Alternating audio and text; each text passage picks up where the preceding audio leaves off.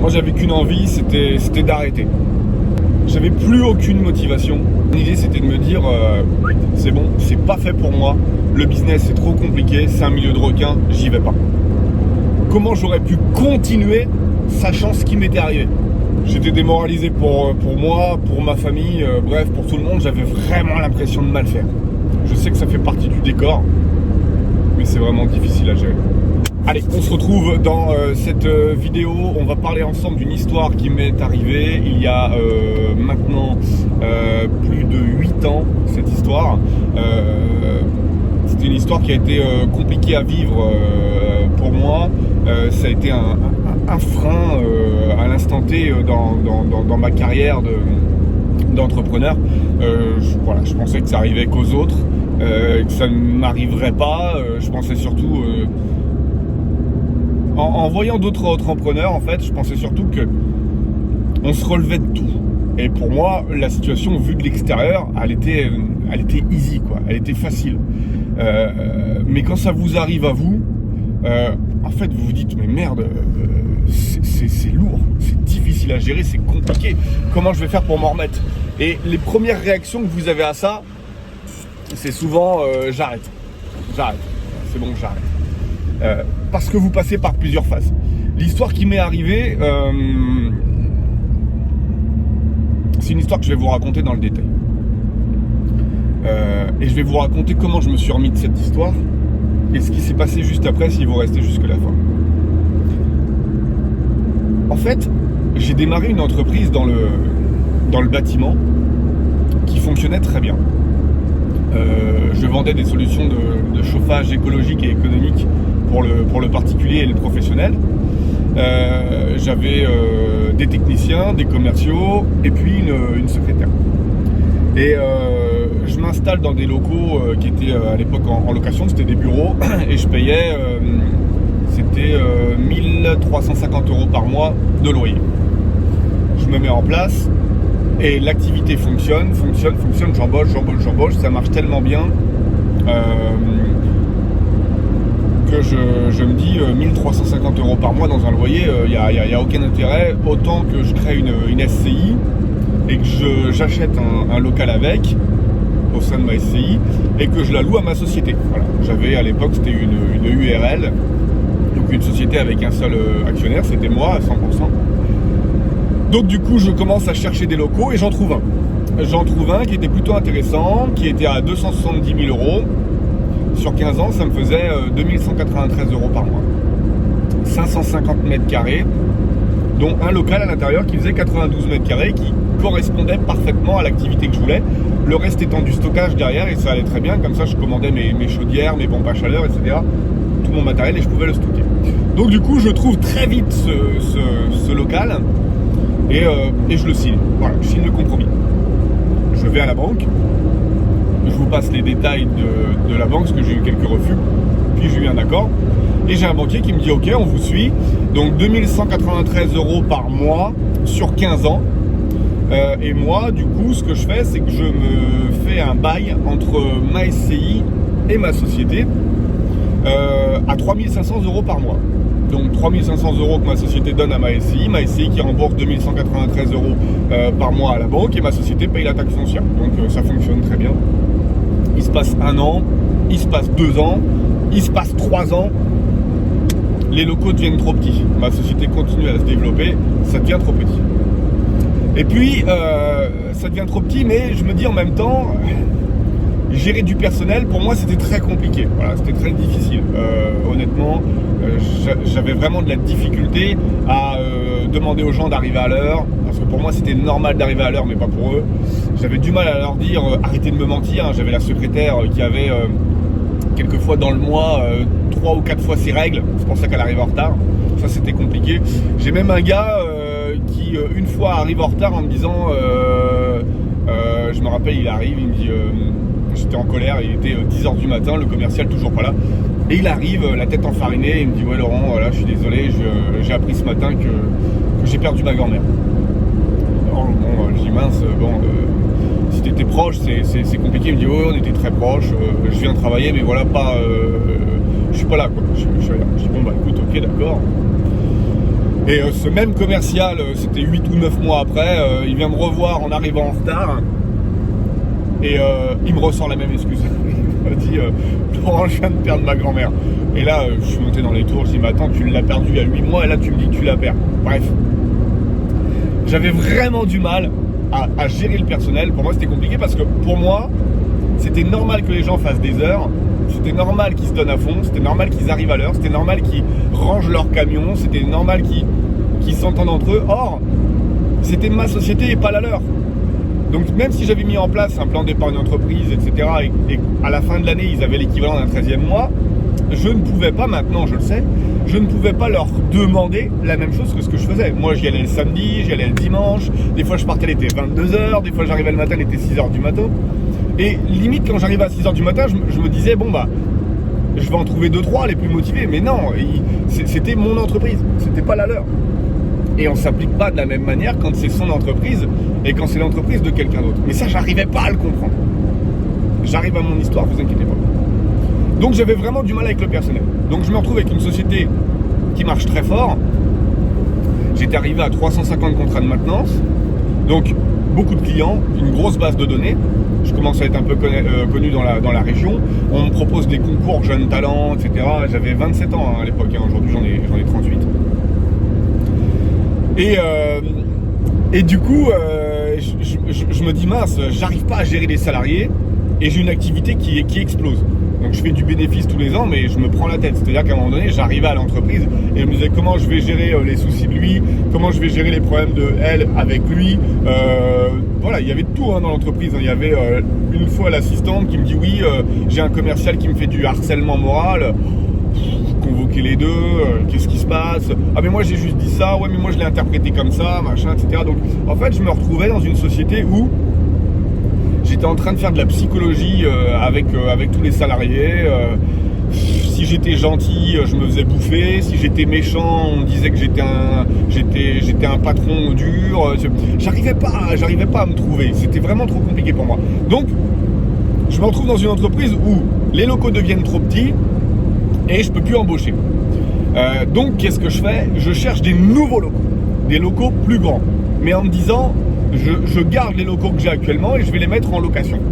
Donc du coup je trouve des nouveaux locaux, je signe cette fois-ci pour un terrain qui faisait 6000 m² avec un bâtiment de 500 m² dessus. Donc là je signe et on arrive sur ce nouvel emplacement. Je mets en location le local dans lequel j'étais, c'est une agence auto-école qui me le loue. Et tout se passe bien.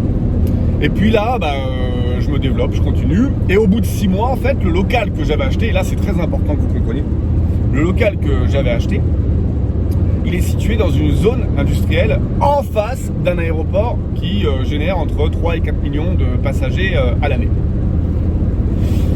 Donc moi, je continue à faire mon business, je vais au bureau le matin, ensuite je pars en clientèle, je reviens le soir.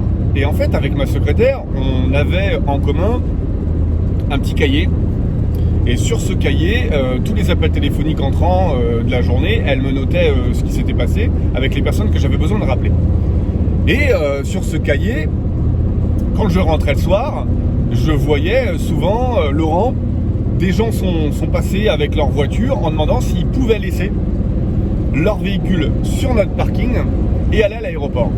Parce que vous le savez tous, dans les aéroports, les parkings sont assez coûteux. C'est-à-dire que vous restez 3 jours dans un aéroport, limite vous en avez pour plus cher de parking que de billets de vol. Bon. Donc du coup, les gens qui allaient à l'aéroport, nous on était à peu près à 200 mètres des terminaux. Donc ils demandaient s'ils pouvaient laisser leur voiture sur notre parking et aller à l'aéroport. Donc moi, dans un souci de sécurité, j'étais pas assuré pour laisser les véhicules sur le parking, donc je disais systématiquement non. Donc je disais à la secrétaire, non, vous dites non, on ne prend personne sur notre parking. Si demain il y a une voiture qui prend feu, qu'est-ce qu'on fait? Comment on le justifie? Bref, j'ai pas envie d'être responsable de ça. Et puis surtout, nous quand on quitte les bureaux, si moi je pars par exemple, ils me disent à 20h, et qu'il y a un avion qui se pose à 23h, comment le mec il va faire pour récupérer sa voiture quoi?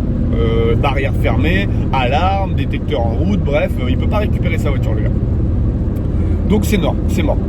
Donc quand vous êtes dans un marché, où les clients viennent à vous. C'est-à-dire que le gars vous dit, est-ce que je peux laisser ma voiture chez vous? Si vous en avez un, vous pouvez refuser. Si vous en avez deux, vous vous dites, il y a peut-être un marché. Si vous en avez 3 par jour qui viennent vous voir alors que vous faites aucune pub et vous n'êtes pas du tout une entreprise dans ce secteur-là, vous pouvez vous dire, à mon avis, il faut faire quelque chose. On en était à 10.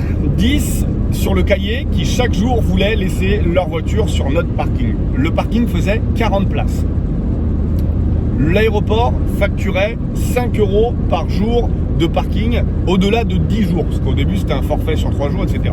Je me dis 40 places, même si je suis à 5 € par jour, ça fait quand même 200 € par jour. Ça fait quand même 6 000 € par mois. Sans rien faire, en laissant des voitures. Je commençais à me poser des questions. Et tous les jours, à chaque fois que je rentrais au bureau, la secrétaire me disait Laurent, il y a des gens qui ont voulu laisser leur voiture. Laurent, il y a des gens qui ont voulu laisser leur voiture. Laurent, il y a des... Alors, vous êtes un chef d'entreprise, vous avez une boîte qui fonctionne très bien, et vous avez de l'autre côté un nouveau marché qui peut s'ouvrir à vous. Qu'est-ce que vous faites? Alors, je regarde, du coup, discrètement, d'un œil, si autour d'autres terrains sont disponibles, de façon à acheter un terrain, mettre une vidéo, faire des belles places de parking, et cette fois-ci, mettre ça en proposition. Et je vois qu'il n'y a rien, en fait. D'où le fait que les gens cherchent à se garer dans notre entreprise, parce qu'autour, il n'y a rien. On est dans le couloir aérien, le maire n'autorise pas de stationnement. En France, de 0 à 9 voitures, vous faites ce que vous voulez. De 9 à 49 voitures, vous êtes obligé de faire une déclaration en mairie. Et au-delà de 50 voitures, vous devez avoir un permis. Donc, quiz, qu'est-ce que l'on fait? Alors, je commence à me renseigner. Et je reste au bureau. Et les gens qui viennent, cette fois-ci, je les croise. Je leur dis, qu'est-ce que vous voulez? Bah nous, ce qu'on aimerait, c'est laisser notre voiture et que vous puissiez nous emmener à l'aéroport. Ah ouais, donc c'est pas juste laisser votre voiture. Non, parce qu'il y a 200 mètres, et vous comprenez, avec les valises, bah c'est pas évident. Et c'est vrai que les gens laissent leur voiture sur un parking, mais dès lors où le terminal est assez loin, le service que vous devez apporter, c'est de les déposer à l'aéroport et donc revenir les chercher. Donc un service de navette, parce qu'ils ont des bagages, parce que quelquefois il pleut, parce qu'ils ont des personnes âgées avec eux, ils ont des enfants en bas âge, bref, ils ont besoin d'un service. Donc là je me dis, moi entrepreneur, attends Laurent, t'es quand même sur un marché où on a besoin de stationnement et on a besoin de transfert. Donc tu vas aussi peut-être pouvoir, dans ton activité, transférer les gens qui dorment à l'hôtel pour les emmener à l'aéroport, les gens qui arrivent de la gare pour les emmener à l'aéroport, les gens qui sont à l'aéroport pour les amener à la gare. Bref, il y a peut-être un business, un créneau à prendre. Alors je me renseigne et je regarde en France pour transporter des gens à titre onéreux, c'est-à-dire pour leur faire payer une prestation, 5 € par jour pour le stationnement, plus par exemple 5 € pour le transfert en navette, il faut que vous ayez une licence de transport. Donc à l'époque, je regarde tout ça et je me dis, allez banco, on y va. Moi j'ai 40 places de parking disponibles. Ce que je vais faire, c'est que je vais mettre ces places disponibles à la vente et je vais passer une licence de transport qui me permettra de pouvoir embaucher des chauffeurs et sous couvert de ma licence, transporter les gens jusqu'à l'aéroport. Ça me semble être un bon business, on va tenter. Du coup, j'ouvre une URL, je dessine mes places de parking, je mets tout ce qu'il faut, portail, automatisme, machin, etc. Et puis je passe une licence de transport. Donc la licence de transport, je l'ai passée à l'AFT IFTIM et c'était sur internet. Il fallait apprendre tous les modules qu'on vous proposait. Et à la fin de tous les modules, quand vous avez justifié d'un certain heure, vous pouviez passer l'examen. Donc moi je fais toutes mes heures sous à peu près 6 mois. Au-delà de 6 mois, je pars donc à leur siège. Pendant 4 jours, je fais des cours sur une table, c'était comme à l'école pendant 4 jours. Et au 5e jour, il y a un examen. Alors là, c'est soit vous avez l'examen et vous avez votre licence, soit vous ne l'avez pas et vous pouvez vous inscrire pour la prochaine session qui a lieu généralement 3-4 mois après. Bon, je passe l'examen et je l'ai. Donc, je ressors avec ma licence de transport. 9 personnes, incluant le chauffeur. Donc j'ai le droit de conduire un véhicule tel qu'un trafic, avec 9 places au total, dont le chauffeur. Et je peux faire payer des gens pour ça. C'est l'équivalent aujourd'hui du VTC, quoi, si vous voulez. Mais je vous parle de ça il y a plus de 10 ans. Donc du coup, j'ai ça. Et puis, en fait, c'était très très vite. C'est-à-dire que j'ai ouvert un compte en banque et j'ai créé un site internet. Et les gens réservaient et arrivaient. En l'espace de 3 jours, on a rempli les 40 places.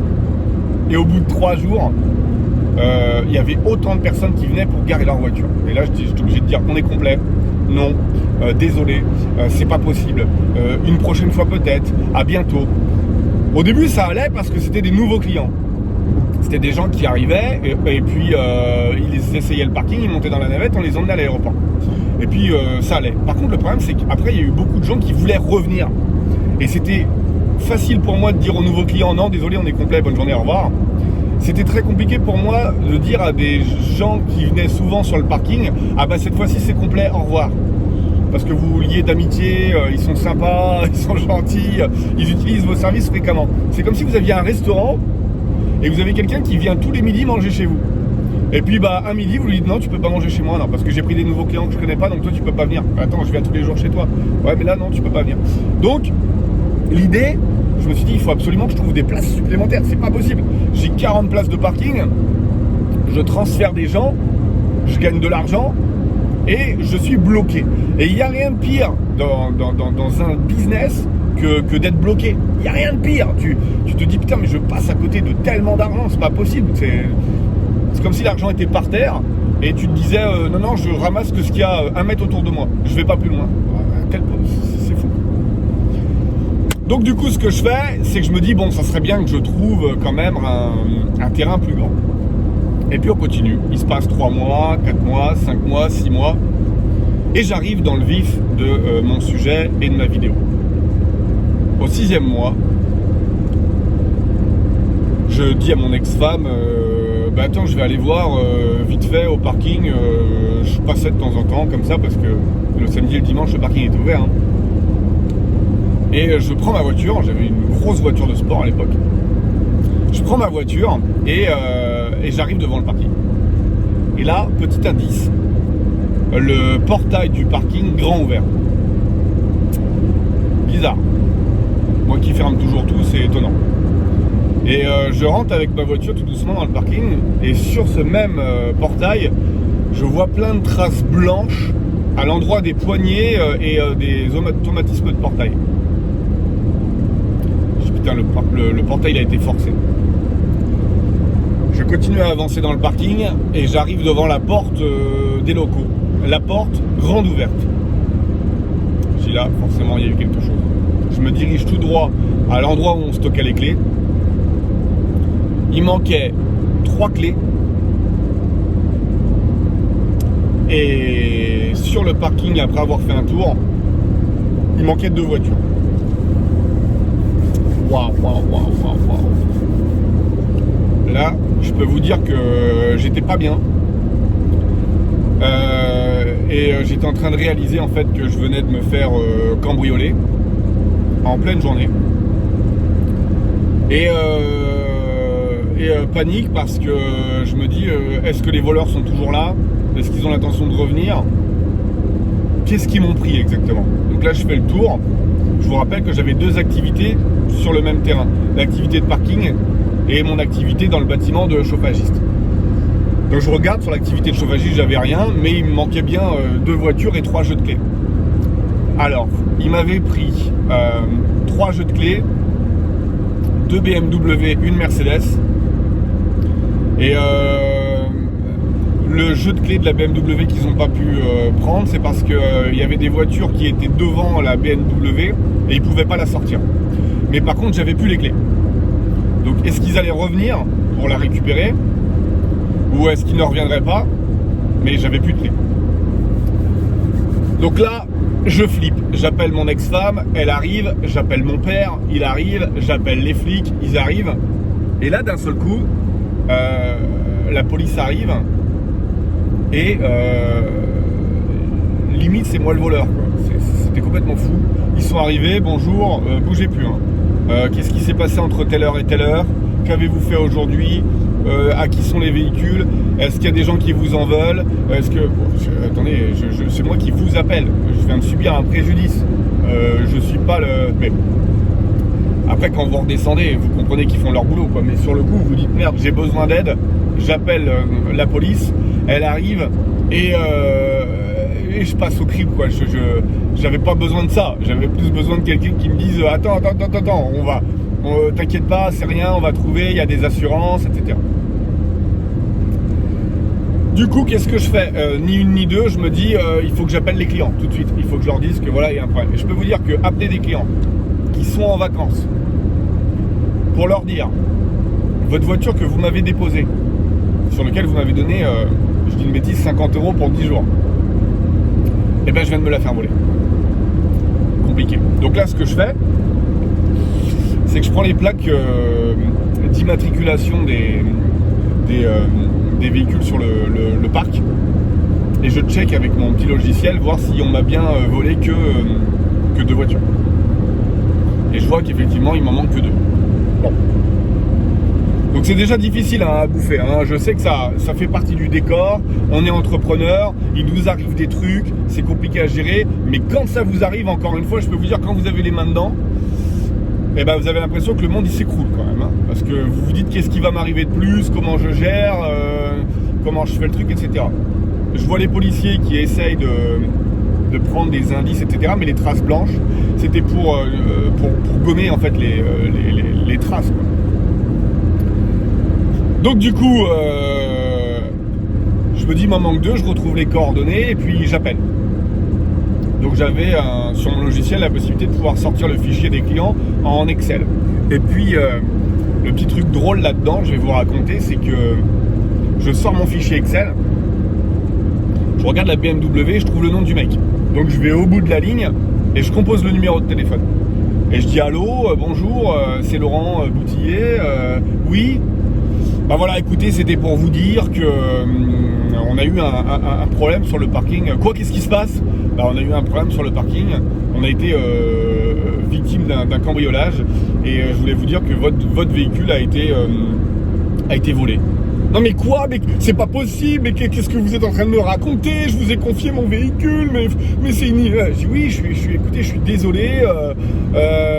Non mais attendez, vous êtes un professionnel, qu'est-ce que c'est que cette histoire? Mais moi je vais porter plainte. Oui, je dis écoutez, je suis vraiment désolé, mais ils m'ont pris 2 véhicules, une BMW, une Mercedes, dont le vôtre. Mais il dit mais attendez, moi j'ai une Golf. Je dis quoi? Il me dit bah oui, moi j'ai une Golf. Et là j'avais pris mon tableau Excel et j'avais été au bout de la ligne, mais j'avais sauté une ligne. Et en fait ça faisait un quart d'heure que j'étais en train d'expliquer à un mec que j'avais eu un problème et qu'on m'avait volé 2 véhicules, mais lui, son véhicule je l'avais toujours. On m'avait pas volé son véhicule. Donc à la fin, quand je dis ah bon vous avez une Golf, mais c'est quoi l'immatriculation? Il me donne l'image, je dis ah bah non celle-là je l'ai encore. Oh là là là là. La loose totale. Donc le mec complètement flippé. Ouais mais attendez, là vous me dites que vous l'avez encore, mais si vous vous faites cambrioler ce soir et tout, en fait j'avais provoqué chez le client un sentiment d'incertitude, alors qu'en fait lui il avait subi aucun préjudice. Donc en plus des 2 véhicules que je m'étais fait voler, plus le jeu de clé de la 3e que je m'étais fait voler, je me rajoutais un problème de devoir gérer un client en lui disant que finalement il n'y avait pas eu de cambriolage pour lui, alors que j'étais moi encore stressé de ce qui m'arrivait, tu vois. Donc je me rajoutais, je dis c'est pas ma journée, mais c'est pas possible, mais je suis parti dans quoi? Je dis non écoutez monsieur, je suis désolé, j'ai sauté une ligne dans mon tableau Excel, vous n'êtes pas impacté, voilà, on a été cambriolé, 2 véhicules, mais le vôtre il est là, il est en face de moi, bonnes vacances. Je raccroche. De là j'appelle les 2 autres, j'en appelle un qui avait la BMW. Il me dit écoutez, c'est un véhicule de société, je vais voir avec mon assurance de mon employeur comment on peut faire. Et je dis ok d'accord, et je vous rappelle. Mais le mec c'était un commercial, voilà, il était pas paniqué, il était en voyage d'affaires. Il dit écoutez, par contre merci de m'avoir appelé, je vais pouvoir appeler mon assurance, ils vont me mettre à disposition un nouveau véhicule et puis on verra après, ce sont les assurances qui vont gérer ça, pas de problème. J'appelle le 2e, la Mercedes. Et là, je tombe sur un mec bizarre. Je tombe sur un mec qui me dit ah ouais. Ouais bah c'est pas grave, les assurances elles vont me rembourser. Je fais ok, d'accord. Il me dit non mais vous inquiétez pas, donc ce que je ferai c'est que je vais appeler un ami, quand je reviendrai, il va venir me chercher, il va me déposer au train, et le train va me déposer chez moi à Paris, bonne journée, au revoir. Je regarde ma femme, je lui dis putain c'est bizarre parce que limite le mec je l'appelle et il me répond comme si il s'attendait à être cambriolé en fait. Comme si c'était prévu. Ça m'a vraiment fait bizarre. Du coup j'en ai pas forcément parlé aux policiers parce que j'étais un peu sous le choc. Mais quand je me suis couché le soir, je me dis plein de questions, tu vois. Je me dis, ça tombe, c'est lui qui a commandité le vol de sa voiture et il en a fait prendre une autre pour maquiller un peu le truc, pour pas dire que c'est que la sienne. C'était prévu, le mec il avait besoin de cash, il est arrivé avec une voiture qui était peut-être déjà volée. Enfin, tu vois, je me suis posé plein de questions, tu vois. Et puis quand il était arrivé, je me rappelle, je l'avais pas bien senti. Tu sais, il y a des gens que tu sens ou tu sens pas, tu vois. Et quand il est arrivé, j'avais dit, oh, belle Mercedes. C'est une Mercedes SL bleue. Et il m'avait même dit, ouais, vous savez, aujourd'hui des voitures comme ça vaut plus grand chose. C'était une voiture qui valait encore de l'argent, tu vois. J'avance. Du coup, j'appelle mon assurance. Et là, erreur de jeunesse. J'appelle mon assurance, je dis bonjour Laurent Boutillier, je me permets de vous appeler. Dans le cadre de mon activité, j'ai eu un vol. Il dit ok, très bien, vous pouvez me donner votre numéro de contrat. Je donne le numéro du contrat. Et là, elle me dit, ah non, mais attendez, là, monsieur Boutillier, vous êtes assuré pour les locaux, mais pas ce qu'il y a dedans. Je te la fais court. Hein. J'ai commencé à, je suis assuré pour les locaux, mais pas ce qu'il y a dedans. Oui, oui, oui. Vous êtes assuré pour les locaux, donc si les locaux, ils prennent feu, si il y a un dégât des eaux, mais vous n'êtes pas assuré au titre du préjudice si vous avez un vol. Donc, les deux véhicules que vous êtes fait voler et le jeu de clés, c'est pour vous. On vous souhaite encore une bonne journée. Hein. Je te la fais courte. Hein. Mais l'assurance a décidé de ne pas me suivre. Donc là, les deux personnes... donc là, le jeu de clés, en fait, ce que je fais, c'est que je refais faire les clés. Ça m'a coûté 250 €. J'ai refait faire les clés. Les clients sont arrivés. Je leur ai dit, voilà votre véhicule. Alors, ils ont fait 4 fois le tour du véhicule. Hein. Je leur ai donné les clés. Et ils sont partis avec. Ça, c'était un problème qui était résolu. Les deux autres véhicules, le premier rentre, le commercial, et me dit non, bah écoutez, j'ai vu avec l'assurance de mon employeur, et l'assurance va prendre en charge le vol du véhicule, etc. Donc vous inquiétez pas, c'est un véhicule qui était en leasing. Du coup, je sors de ça. Et la Mercedes a été estimé cote Argus à 17 000 et quelques euros. Et le client est rentré chez lui. Et je lui ai versé sur son compte un peu plus de 17 000 euros. Alors, avec des places de parking à 5 € la journée, 17 000 euros, il faut en vendre des places de parking. Et là, si vous voulez, je vous fais cette vidéo parce que quand vous êtes un chef d'entreprise, que vous montez des business et que vous vous retrouvez avec un vol, vous pensez être assuré et que l'assureur vous dit non et que derrière le client vous réclame 17 000 balles, et que vous avez en plus subi un cambriolage, vous avez l'impression d'être au fond du trou. La première chose qui vous vient en l'esprit, c'est j'arrête tout, j'ai essayé, c'est pas pour moi, c'est mort, je veux pas aller plus loin. Vous avez l'impression que le local dans lequel vous êtes plus en sécurité. Parce qu'on est rentré une fois dans votre intimité, on pourra rentrer plusieurs fois.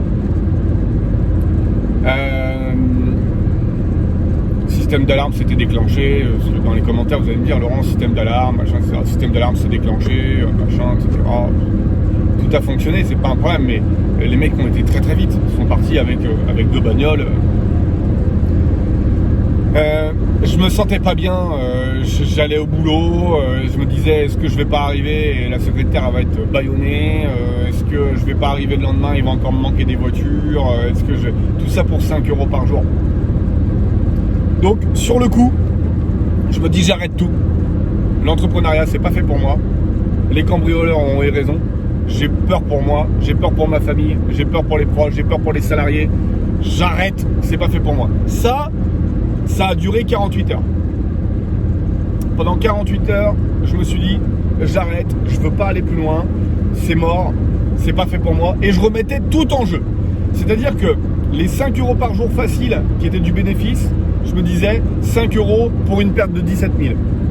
Le fait que les gens puissent arriver quand ils veulent et repartir quand ils veulent du parking, je me disais ça devient une contrainte, qu'il faut que je les attende et que je les transfère. Le fait qu'il y ait 40 clients et que je puisse pas aller plus loin, je me disais, de toute façon je suis freiné dans mon développement, je pourrais pas me développer plus. Bref, je trouvais que des aspects négatifs et que des inconvénients à cette situation. 48 heures. Au bout de 48 heures, je regardais tout ce qui se passait autour. Je me disais, il y a déjà des parkings pour aéroports qui existent. Les gens gagnent de l'argent. Ça fait 5 ans, 10 ans, 15 ans qu'ils font ce business-là.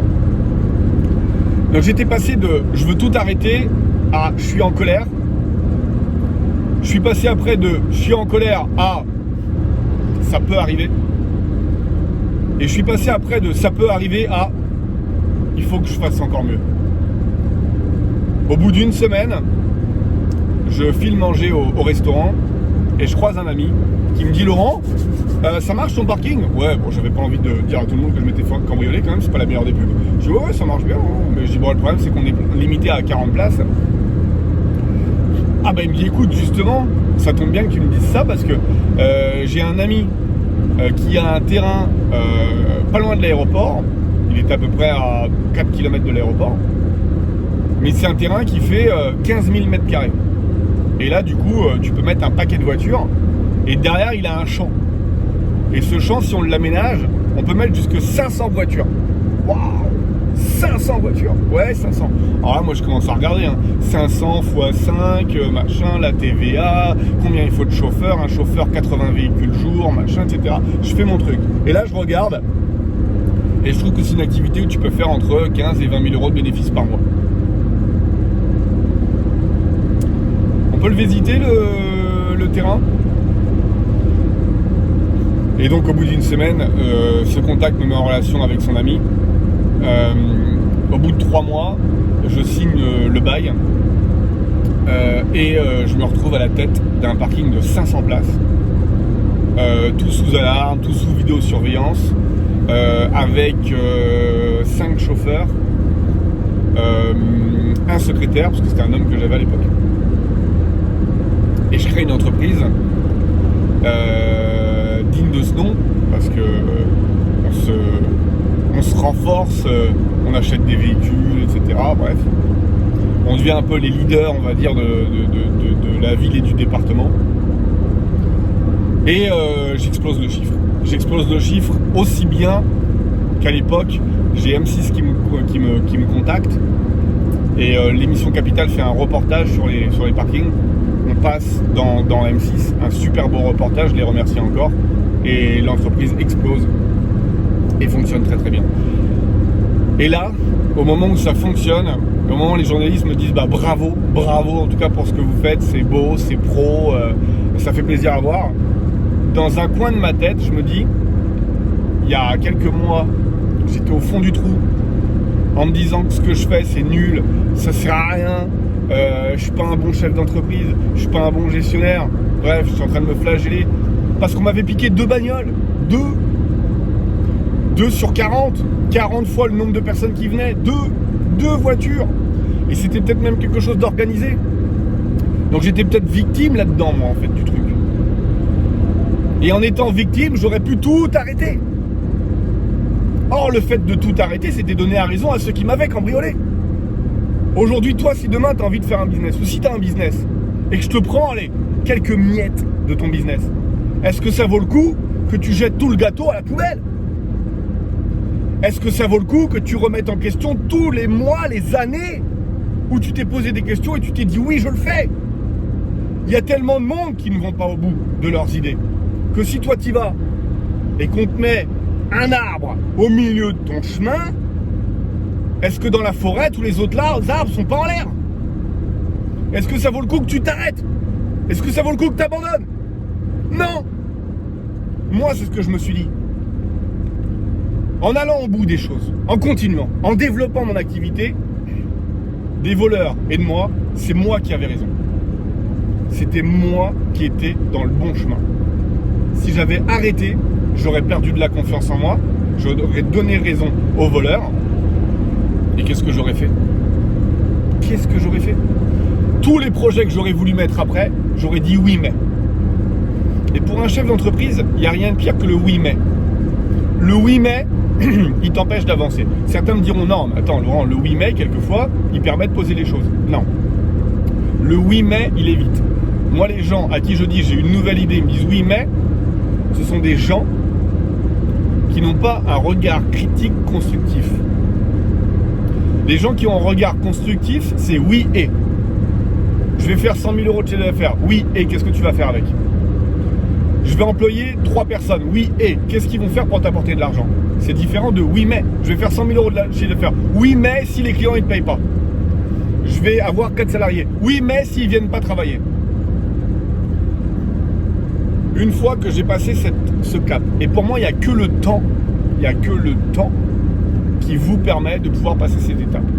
Parce qu'on a tous un processus qui fait que pendant 24 heures, 48 heures, 72 heures, une semaine, on passe par des phases. C'est comme quand vous êtes en couple et que le couple s'arrête. Vous allez passer par de la colère, par de l'incompréhension, par du malheur, par du chagrin, par plein d'étapes. Il faut les vivre, ces étapes. Les vivre à 100%. Parce que ces étapes, pour moi, elles renforcent. J'ai vécu pas mal de choses dans l'entrepreneuriat. Des actionnaires qui n'étaient pas fiables. Une entreprise qui n'a pas été jusqu'au bout. J'ai des gens même qui... mon entreprise de bâtiment, je l'ai vendue. Ils l'ont racheté, ils étaient toujours dans mes locaux, ils me versaient un loyer. 6 mois après, ils étaient en difficulté financière, ils ne me payaient plus mon loyer. Toutes ces étapes, sur le moment, c'est dur à vivre. C'est vraiment dur. Très très dur. Mais ce sont des étapes qui permettent de vous construire. Si aujourd'hui vous êtes dans un malheur, c'est quelque chose qui va vous rendre plus fort. Moi aujourd'hui j'ai mes 2 parents qui sont vivants. Le jour où je vais perdre un de mes parents, ou si je perds les 2 parents, c'est quelque chose qui va être très dur à vivre pour moi. Qui va être très compliqué. Je suis certain par contre que je ne serai pas le même homme quand mes parents seront plus sur cette terre qu'aujourd'hui. Tout comme je n'étais pas le même homme avant d'avoir ma fille et aujourd'hui. C'est 2 choses qui sont complètement différentes. Et bien, dans le business, c'est pareil. Vous voulez faire de l'immobilier, vous achetez un appartement, vous le mettez en location, le locataire vous pète tout et il s'en va. Quand vous rentrez dans l'appartement, vous avez un sentiment de dégoût, un sentiment de colère, un sentiment d'injustice, un sentiment d'impuissance. Et qu'est-ce qui se passe? Moi, je vous conseille une chose. Prenez du recul pendant 48 heures. Réfléchissez. Qu'est-ce que vous voulez bâtir comme empire? Qu'est-ce qu'on vient de vous faire vivre? Je pense que votre ambition de bâtir votre empire est beaucoup plus grande que ce qui peut vous arriver. Parce que des détracteurs, des gens jaloux, des gens qui ne croient pas en vous, des gens qui vont détruire ce que vous faites, vous en aurez toujours sur votre chemin. Par contre, vous, qui dans votre tête avez un plan sur la capacité de pouvoir vous développer et réussir, elle est beaucoup plus intéressante et beaucoup plus forte que ce que les détracteurs peuvent vous faire vivre. Moi, des gens jaloux autour de moi, j'en ai plein. J'en ai plein. Qu'est-ce que vous voulez que je fasse? Je me protège le maximum possible contre ces gens qui sont jaloux. Il y a 15 jours, un reportage sur France 2 sur les rentiers de l'immobilier est passé. On a été contacté par France 2 au mois de novembre en nous disant bonjour, on voudrait faire un reportage sur les personnes qui ont réussi à substituer leur salaire avec des rentes immobilières. Sympa le sujet. Donc on vous a découvert sur Instagram et aujourd'hui on aime ce que vous faites et on voudrait expliquer aux gens qu'il est possible de trouver une alternative au salariat. Si vous êtes sûr, c'est ça dont vous allez parler, etc. Ouais, parce que... Ok. Mais on aimerait bien venir vous filmer chez vous, pendant votre événement, etc. Je dis, bah écoutez, si vous voulez, ce qu'on peut faire, c'est qu'on vous emmène dans notre parc immobilier. On peut vous montrer actuellement un immeuble de 9 appartements en rénovation. Et puis on peut vous montrer un immeuble qu'on a fini. Non, ça, on veut pas le voir. Nous, ce qu'on veut voir, c'est vous. comment vous coachez les gens, comment vous les aidez, etc. Ok, d'accord. Nous, parti du bon sentiment que c'était France 2, service public, et que le journaliste était sympa, on leur ouvre les portes du pavillon, on leur montre un coaching, on leur ouvre les portes du séminaire, ils viennent, etc.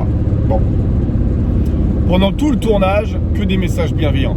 Laurent et Maud, c'est super ce que vous faites, vous êtes punchy, quand on vous écoute on a envie de faire des choses, vraiment c'est top, c'est génial ce que vous proposez et vous aidez les gens. En plus on a bien compris que les formations c'était un plus, mais que vous viviez de votre parc immobilier parce que c'est ce que vous faites tous les jours. C'est génial, dites-moi combien ça coûte le club ImoCash à l'année? Je sais pas, c'est 1500 €. Ah d'accord, et il y a combien de personnes actuellement? Actuellement 44 personnes. Ah d'accord. Et combien coûte une place dans votre séminaire? Ça coûte entre 280 et 600 € suivant si vous êtes en place normale ou en VIP. Ah d'accord. Et il y avait combien de personnes? Bon, on commence déjà à se poser un peu de questions, tu vois. Et le jour J arrive. Le reportage est diffusé. On est devant la télé. Et là, qu'est-ce qu'on entend? Des requins de l'immobilier, des gens qui se font de l'argent sur le dos de personnes qui veulent investir. Vous prenez un coaching, ils vous donnent 3 pauvres arguments. Ils ont fait 50 000 € de bénéfices sur un événement. Mais c'est pas la vérité. C'est pas ça. On n'a pas du tout fait ça. Et quand tu entends quelque chose qui ne te ressemble pas, moi, ma femme était devant la télé en train de pleurer. Moi, je regardais, je découvrais des gens qui étaient censés être nous à la télé, mais qui n'étaient pas nous. Le reportage était monté d'une manière où, si moi j'avais été spectateur du truc, j'aurais dit, ce couple-là vive des formations. Or, là, ça doit faire peut-être 2 mois qu'on n'a pas vendu de formation de notre club, et on vit très très bien. On revient de voyage. Ce qui nous fait vivre, c'est notre parc immobilier. Alors, au début, tu es en colère. Tu regardes ça, tu as envie d'aller chez France 2, tu as envie de péter toutes les vitres, tu as envie de faire un article dans Public, dans Le Parisien, dans la Tribune, dans machin. Bref, t'es pas bien, tu es en colère. Tu te dis, non, ne racontez pas de conneries sur moi. 2 jours après, tu es déçu. Tu te dis, putain, ça fait 1 an et demi que je suis en train de monter un business en disant aux gens, vous pouvez investir dans l'immobilier. 1 an et demi que ma crédibilité elle est à 100%, 1 an et demi que les gens nous voient comme des références dans l'immobilier, et en l'espace de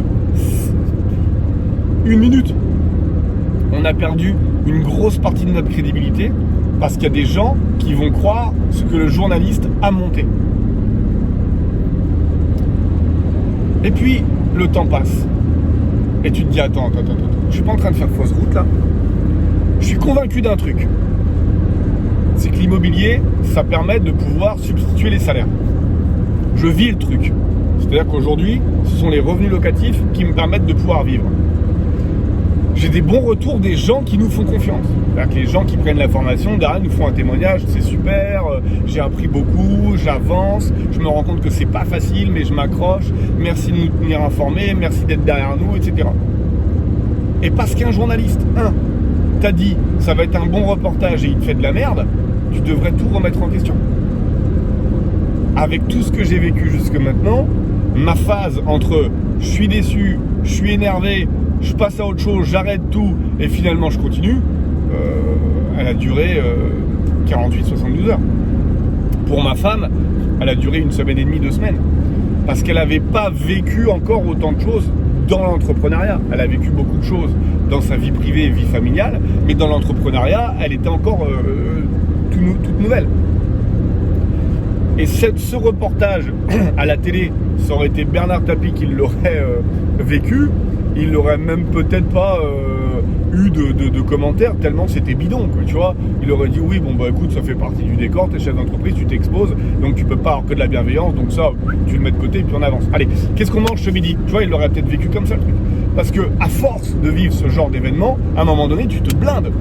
Tu vois. Ta vision au business, elle est différente.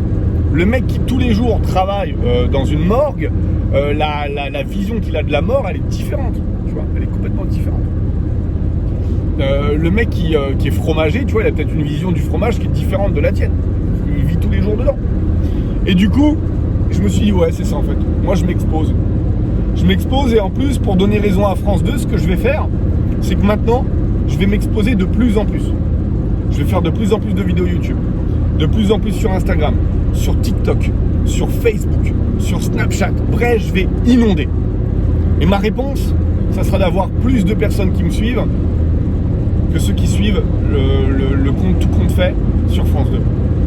De façon à ce que demain, ma communauté soit plus grande que la leur et que du coup, ce ne soit pas eux qui me jugent, mais nous qui les jugeons.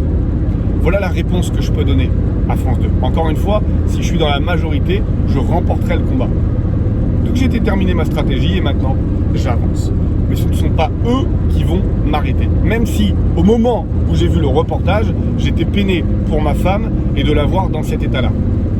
Je remercie d'ailleurs toutes les personnes qui nous suivent et qui nous ont envoyé un message en disant « c'est top ce que vous faites, continuez ».